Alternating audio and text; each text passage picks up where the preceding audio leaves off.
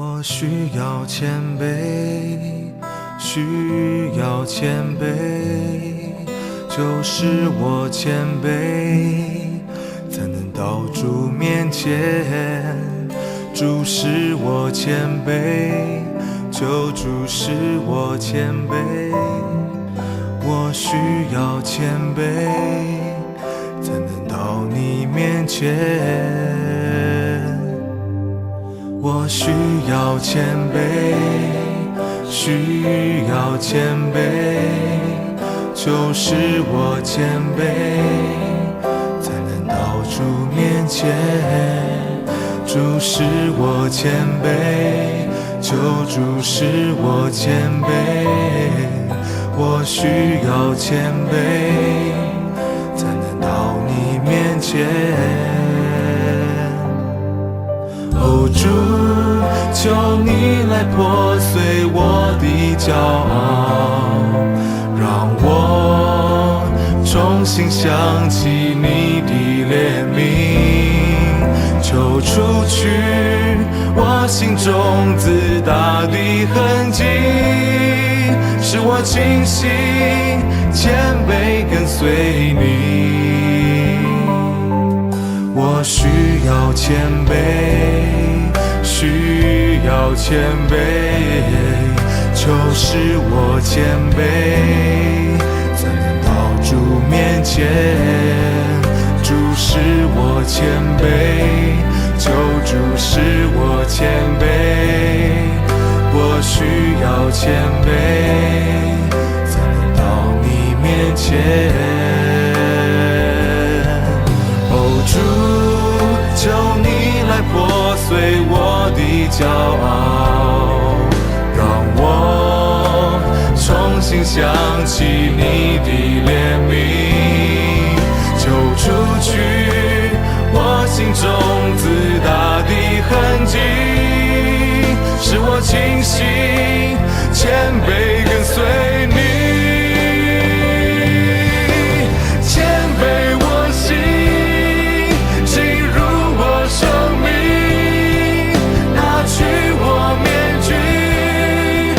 是与你相遇，就连进我心，使我更像你，就悦纳我心，我谦卑呼求你。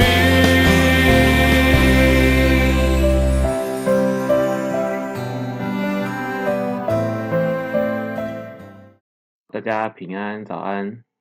我是黄君义执事。我们今天的圣经共读要来读的是提多书的第3章第9节到第15节。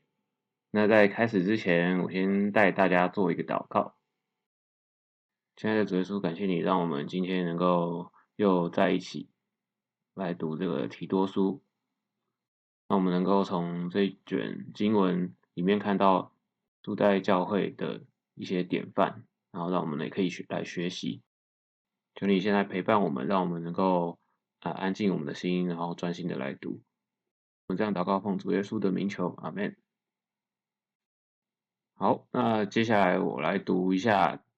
第9节到第11节。要远避无知的辩论和家谱的空谈以及纷争，并因律法而起的争竞，因为这都是虚妄无益的。分门结党的人，警戒过1-2次就要弃绝他，因为知道这等人已经背道犯了罪，自己明知不是还是去做。那提多书是保罗在教导他的学生提多，而来教导或者是牧养教会。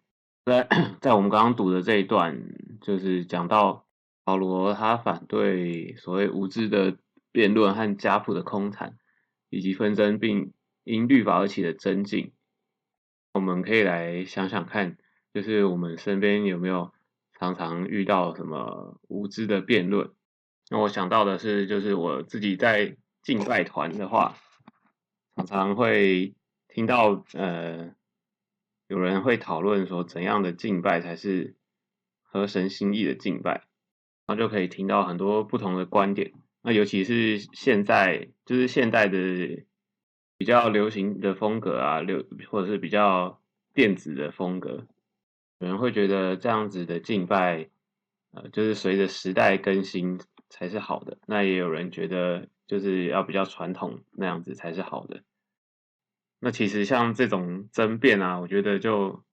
没有一个答案，也没办法从圣经去看说刚刚那两个论点哪一个是对的，哪一个是错的。但是我们可以想想看，就是在敬拜的时候，那个形式对我们来说到底是扮演怎样的角色？然后我们在支持或反对这些论点的时候，是因为我们就是比较自己个人比较喜欢这样，所以我们就支持，然后比较讨厌那样就反对。但实际上却忽略了敬拜的本质，应该是我们自己的心要用心灵与诚实来敬拜。那我觉得像那种刚刚提到的那种辩论，就算是无知的辩论。然后后面讲到的呃家谱的空谈，还有因律法而起的增进，这个性质就还蛮类似的，就往往都是因着自己的偏好，或者是哪一个刚好对自己有利的论点，然后就自己就会去支持他。那我觉得这些都是很盲目的。那保罗在这边就是说，在经文里面就写，这些都是虚妄无益的。再来就是后面有讲到分门结党的人，他们自己明知不是还是去做。这边就是讲到一个人心很脆弱的一点，就是其实人如果加入所谓的派系或者是党派的话，那就很容易会失去判断力，就是因为在心理学上面就会有一个叫做群体认同效应，他们就是人都会开始把我们这一派当做是自己的身份，然后只要这个认同感建立了之后，我们就算讲错话、做错事，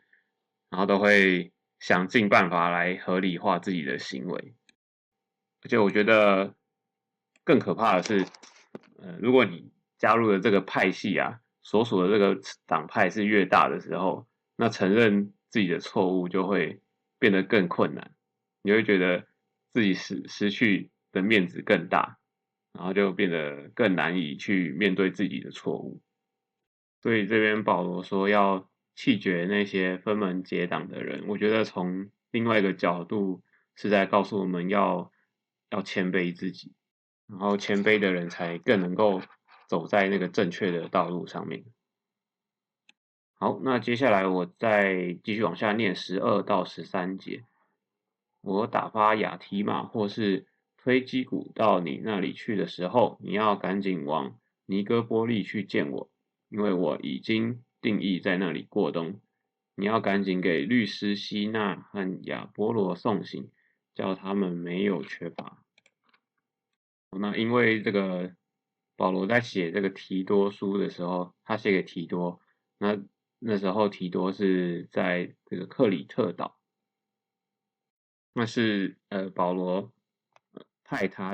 这个提多留在那里，但是他现在那个提多的任期快到了，所以保罗就派了另外两个人来接手提多的工作。那这两个人就是亚提马跟推基古。那从这边我觉得可以看到的是，保罗对于教会的经营的概念也是要走一个团队的合作，还有团队的传承。我们现代的教会也是一样啊，就是教会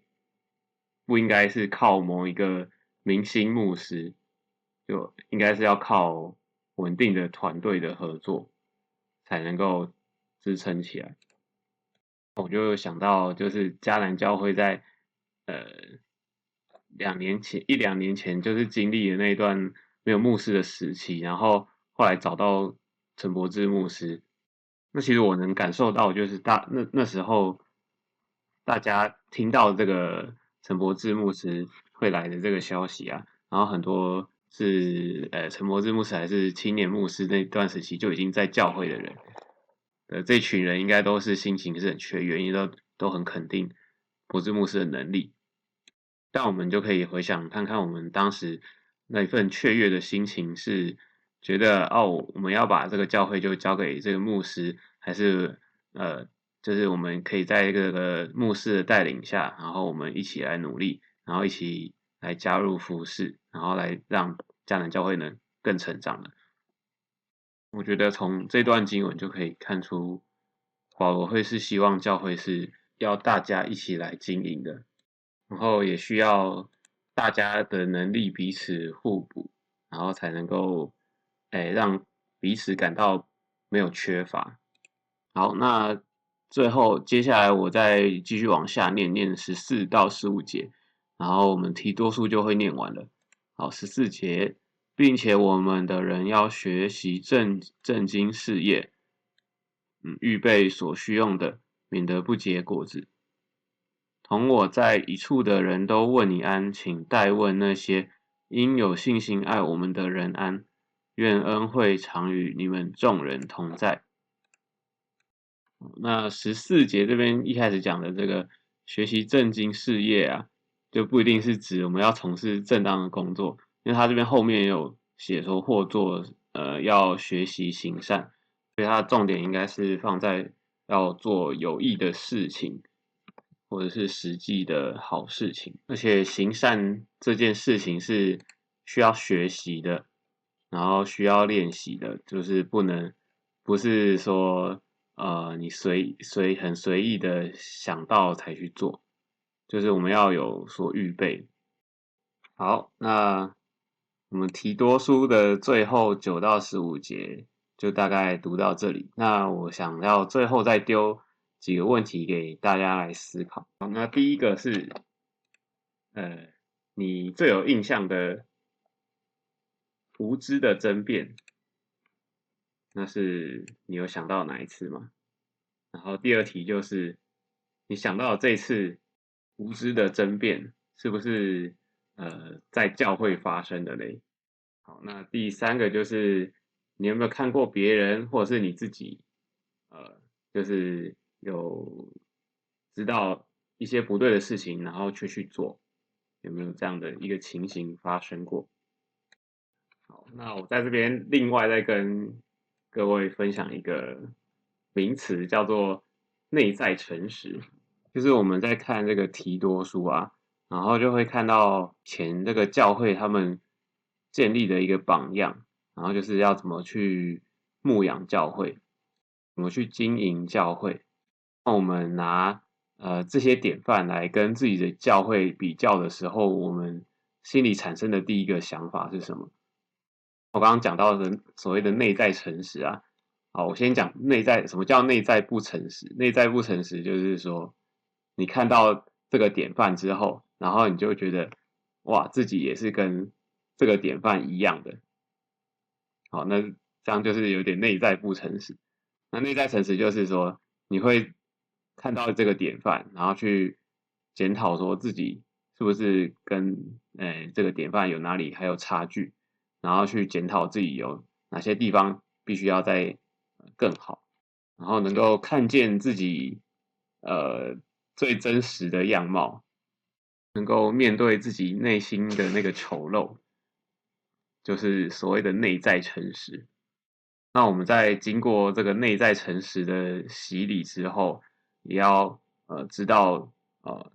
怎么从圣经的教导来学习改变自己，然后来更新自己。我觉得这个才是身为基督徒必须要做到跟其他不是这个信仰的人不一样的地方。那所以就这样鼓励大家。好，那最后我再带大家再做一个结束的祷告。主耶稣，我们已经读完提多书了，谢谢你让我们能够在今天学会分辨什么是有益的事，什么是只会消耗我们的那些无知的争辩。那也求你在日后继续教导我们，像教导提多一样，然后让我们愿意在教会中能够谦卑自己，然后用团队来支撑教会，然后看见彼此的缺乏，来为彼此来互补。求你赐下智慧、温柔与合一，使我们在你家中成为能够祝福别人的人。那我们这样祷告是奉主耶稣的名求，阿们。好，那今天的共读就结束了，就谢谢大家，拜拜。主，求你来破碎我的骄傲，让我重新想起你的怜悯，就除去我心中自大的痕迹，使我清醒谦卑跟随你，谦卑我心